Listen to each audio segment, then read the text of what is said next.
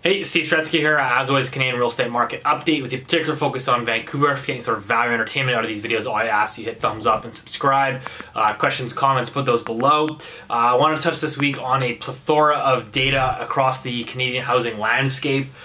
First and foremost was the rental market data coming from rentals.ca, which is the largest platform in terms of searching rental units available across Canada. So these guys have national rents in the second quarter. So not like 1 month of data where, it can be quite noisy and choppy. If you take the whole second quarter and compare that on a year-over-year basis, national rents declined by 9%. So 9% decline in national rents. But if we kind of dial it back into really the two markets which we focus on predominantly here, obviously the two markets that the media likes to focus on as well, you had Vancouver Rents, so the rents for condos in the second quarter of 2020.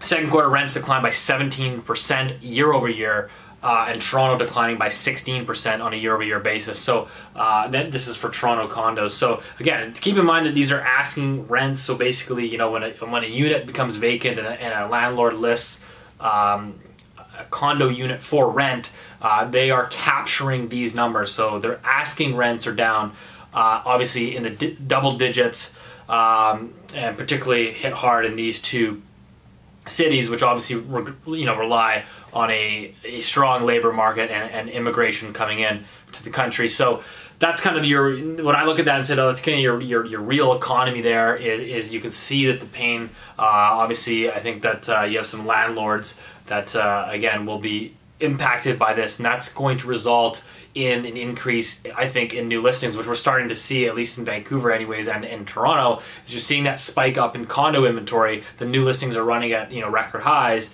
and I think that's like, if you look at it and say, as a landlord, if let's say you have 3 units for sale, well, you might just decide to sell one of 3, and that's adding to that inventory available for sale. And then we have an updated chart here. Again, we're talking about the real economy. We look at CMHC. They actually released their numbers now by city, by the metropolitan cities across Canada, in terms of the number of insured CMHC insured mortgages that are in deferral as of the end of August by city. So what we can see here is, unfortunately, Calgary and Edmonton leading the way. Again, Alberta just can't seem to catch a break in terms of deferrals. So these deferrals are running quite high, 11% here in Vancouver. Certainly a number where, again, Vancouver doesn't really have a huge concentration of insured mortgages, because again, you have to keep in mind that insured properties, they only go up to a max purchase price of $999,000. And your down payment has to be lower than 20%. So a lot of the mortgages in Vancouver, because the prices are so expensive, end up becoming uninsured mortgages, aka 20% down, and purchase prices over $1 million. So that's kind of what we have on the deferral side of things. Now, if you take, so that again, I look at that and say, okay, well, that's kind of your real economy statistics you're looking at and saying, well, that's kind of the obvious pain. You see rent prices down, you see deferrals amongst highly levered borrowers in the insured pool still running high, and then you have the I would call the central bank supported induced asset bubble, where they've created this unprecedented amount of policy support and liquidity for the asset owners of real estate, and that is the housing market, where you can see across Canada, our latest statistics for the month of September, national home sales up 46% on a year-over-year basis. Massive surge, obviously. Months of inventory crashing to 2.6. This is the lowest months of inventory we've seen on record across the nation. So an incredibly tight housing market in terms of inventory that is available for sale. Now again, I understand there is a divergence happening between single family and condo prices and condo inventory. But regardless, if you take the market as a whole, the months of inventory is extremely tight. As a result of that, you had record sales in September, again up 46% year over year. Monthly inventory crashing to 2.6, and as a result, you have home prices up by double digits, 10% year over year. Again, this is the home price index, so this actually filters out for composition, so hedonically adjusted prices. So it accounts for the change of what is selling. So for example, if we look at the average sales price, the average sales price nationally was up 18% year over year. So these are eye-watering figures that, again, you would not expect in an economic recession, depression, K-shape, whatever you want to call it. But clearly we can see there's a K-shape going on between your rental market and your highly levered borrowers, etc. And then you have the central bank supported resale market, which is running rampant, really. But ironically, the best part of all this is the Bank of Canada, on the same day that the statistics for the housing market came out, obviously turning heads everywhere you look. Again, record home sales, record low inventory, prices shooting up by double digits. Everyone's going, oh my gosh, like, do you remember the CMHC forecast back in April for double-digit price declines? Here we are on the complete flip side. On the same day that this was announced, the Bank of Canada comes out and announces that they're now going to put an end to the Canada Mortgage Bond Purchasing Program. Oops. So if you aren't familiar with that program, here is what the Bank of Canada has been up to in terms of their Canada Mortgage Bond Purchasing Program. These guys, essentially, again, I've explained this multiple times in these videos before, is they have provided the liquidity. So in March and April, when you had a sharp spike up in the Canada mortgage bond rates, what they basically did is they intervened into that market. They started soaping up this excess supply of Canada mortgage bonds. Basically the objective essentially is to tighten the spread on yields for Canada mortgage bonds. So basically lower the yields down on these Canada mortgage bonds. So remember, yields down, prices up for these instruments. You get the liquidity in check, which basically, through that mechanism, this drives down mortgage rates. So if you're wondering why during the pandemic, we had 5-year fixed mortgages at, say, 2.3, 2.4%, and then they collapsed down to about 1.8, 1.9%, that was courtesy of these programs that were brought in.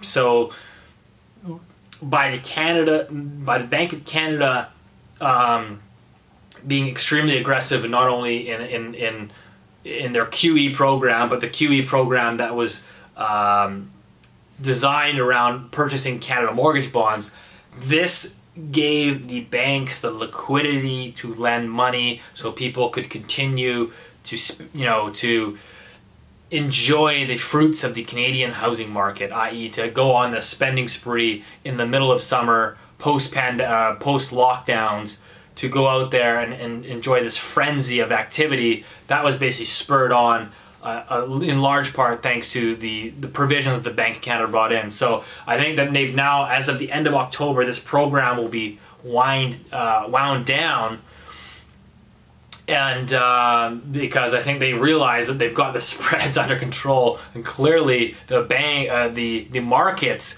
don't need any more liquidity, at least on the mortgage side of things. So again, if you want to understand the implications of this, I truthfully don't think there's going to be a whole lot of implications on this. I think that the program is designed to get the liquidity, to flood the system with liquidity and to ease pressures that we're building in the system. Now that they've got the market under control, they're going to start to slowly, kind of exit out the back door now.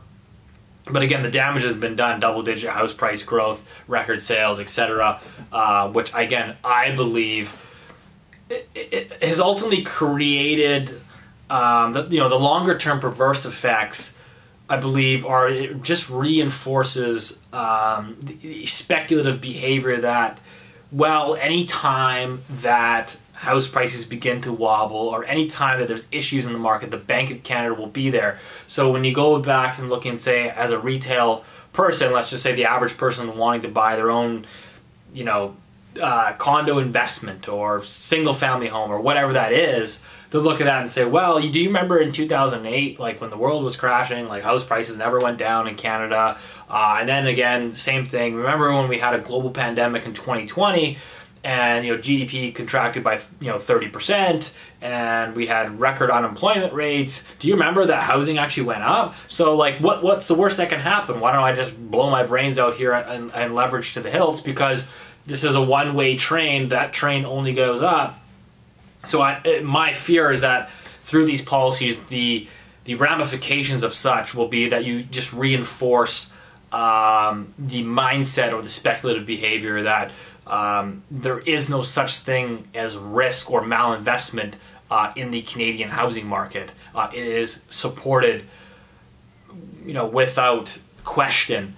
And interestingly enough, we actually had again, and then now this creates the problem or the dilemma of rising inequality between those renters and those homeowners or the asset holders, which is this whole notion that central banks lowering rates and engaging in QE simply enriches, it simply grows that wealth inequality.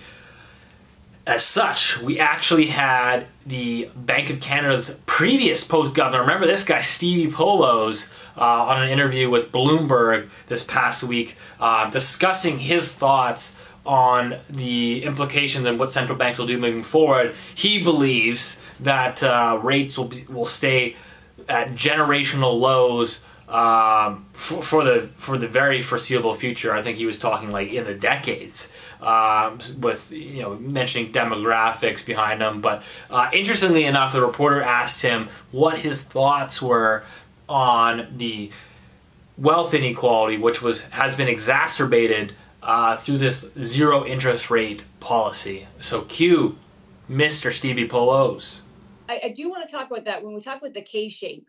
I mean, one thing that is distinct about this event is that the degree to which it hurt people was uneven, and the degree to which people are recovering will be uneven.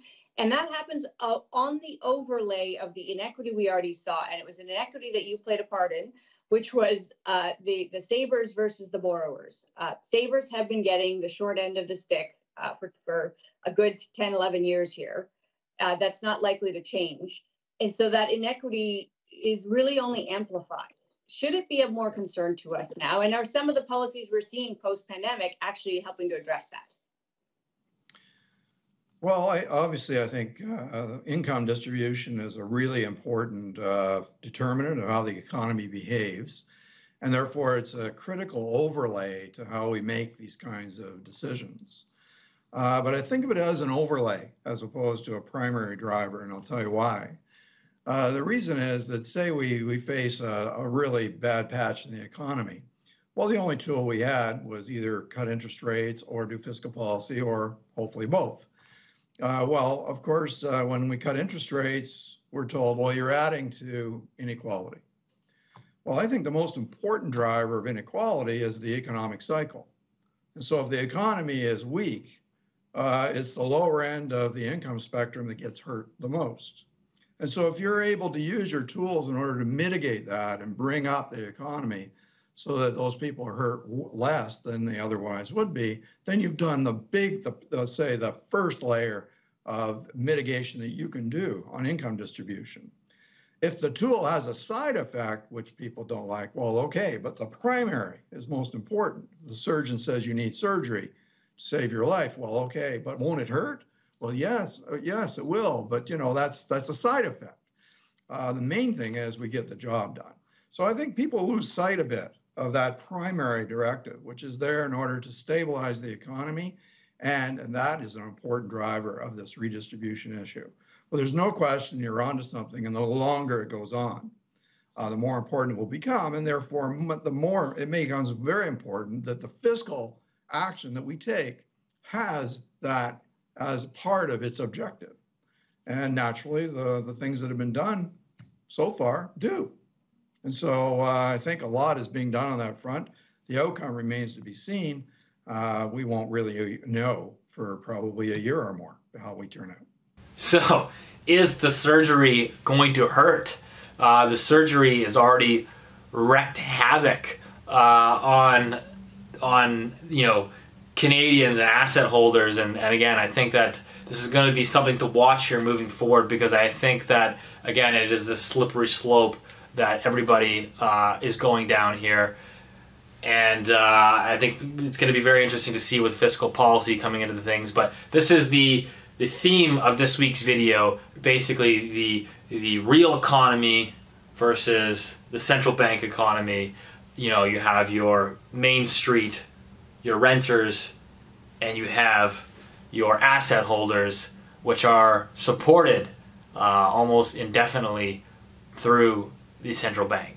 So if that brought you any sort of value or entertainment this week, hit thumbs up. Give me your thoughts on these policy measures below, what you think, and I'll see you next week.